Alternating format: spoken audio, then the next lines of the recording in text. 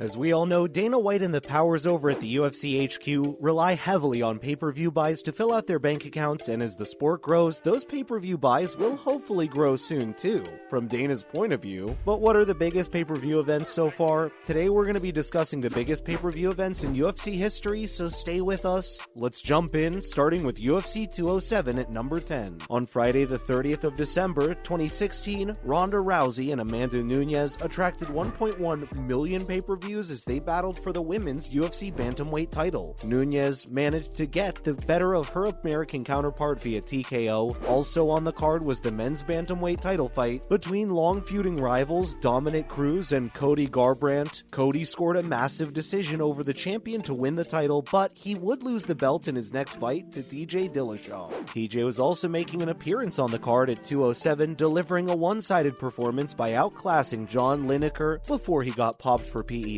Korean fighter Dong Hyun Kim scored an impressive win against Tarek Safiedin, and Luis Smolka was taken the distance by Ray Borg, with New Mexico fighter Borg coming out on top. What did you guys make of this one? At number 9, it's Ronda again. UFC 193 Ronda v. Holm did the same amount of pay-per-view buys as UFC 207, 1.1 million, and brought in $60 million for the promotion of the process. Which isn't bad, right? Holm shocked the world as she stopped Rousey to relive one of her bantamweight title via a vicious head kick, followed by punches. I mean, Ronda should have known better than to chase a boxer down, but hey, hindsight is 2020, right? Joanna Jędrzejczyk was also on the card against Valerie Letourneau in the co-main event of the evening, with the Polish fighter scoring an impressive decision win against Letourneau. Mark Hunt gave fans another example of his power by finishing Antonio Silva in round 1. Future middleweight champ Robert Whittaker got the better of Uriah Hall in the decision victory. The main card was opened by Jared Rosholt, who took Stefan Struve the distance in the heavyweight division. We're heading back to 2010 next, with UFC 116 at number 8. 116 saw the return of fan favorite Brock Lesnar to the octagon, which bumped up the pay-per-view figures in a big way. This one saw 1.160 million people sign up,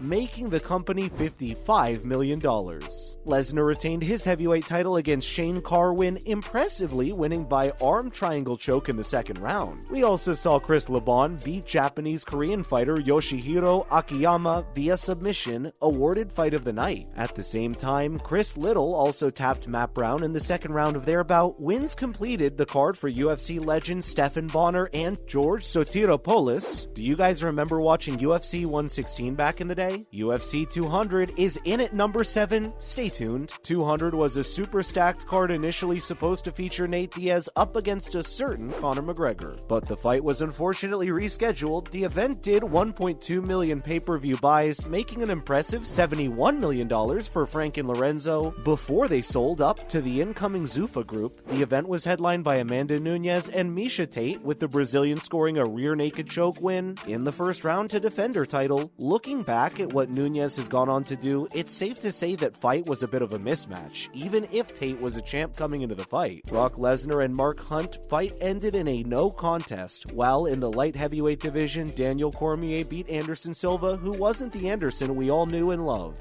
Also on the card was the second fight between recently disposed featherweight champ Jose Aldo and Frankie Edgar, with Aldo coming on top and winning the interim title in the process, while Cain Velasquez knocked out Travis Brown. At number 6, we have another McGregor card, UFC 205. UFC 205 made history as the first event held in New York after the ban on MMA was finally lifted, and it did not disappoint. It was also unique as it featured 3 world title fights. The event was viewed by 1.3 million people worldwide and earned Dana and the company a pretty tidy $83 million. The event featured a notable fighter on its undercard, future lightweight king Khabib Nurmagomedov, who wouldn't fight on undercards for much longer. McGregor made history by becoming the first man in UFC history to be champion of 2 divisions at one time, as he starched Eddie Alvarez to dethrone him of the lightweight title. McGregor put on a striking clinic against the champ Eddie Alvarez, who now turns out for one championship. 205 also featured welterweight Stephen Wonderboy Thompson and Tyron Woodley also battling for the belt, which ended in a superb draw. The card also featured another win for Joanna Jedrzejczyk as she disposed of fellow Pole Karolina Kowalkiewicz. Raquel Pennington would also score an impressive point win over Miesha Tate, and the main card was completed by Yoel Romero's vicious KO of Chris Weidman in the third round.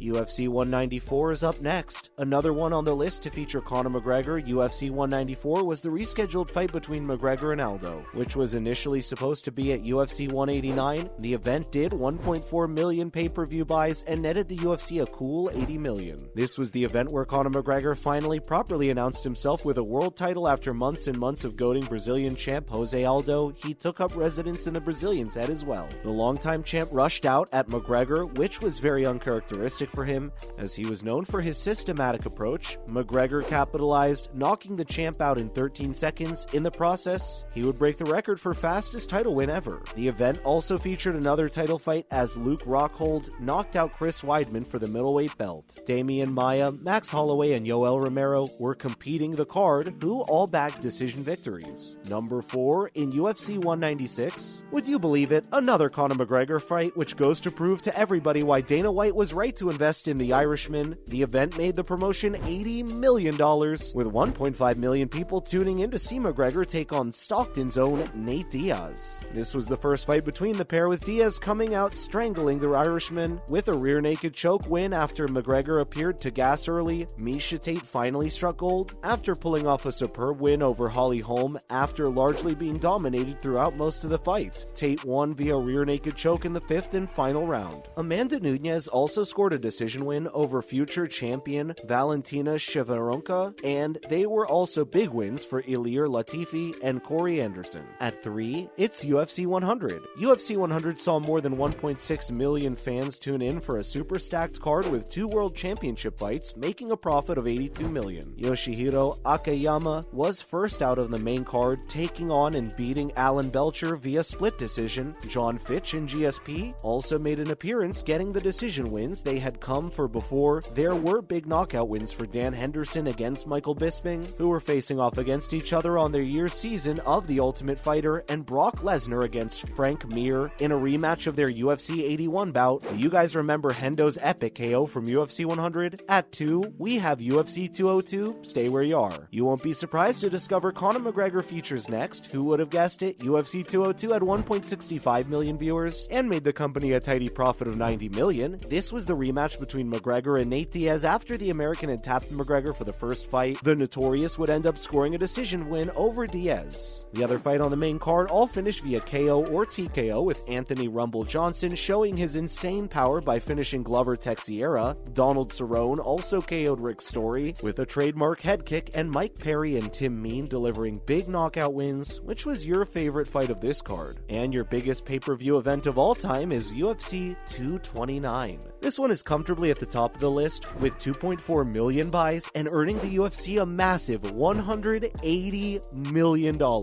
And guess what? It's McGregor again. This was his long-anticipated battle with Khabib, who mauled the Irishman before jumping the fence to attack McGregor's team. Also on the card was a huge win for Tony Ferguson over Anthony Pettis, Dominic Reyes winning over the distance against Ovince St. Perot, Derek Lewis delivering a big KO of Alexander Volkov, and Michelle Waterson beating Felice Herrig. Which event was your favorite in UFC history? Let us know. Thanks for dropping in today, and remember to join us again next time. Bye, guys.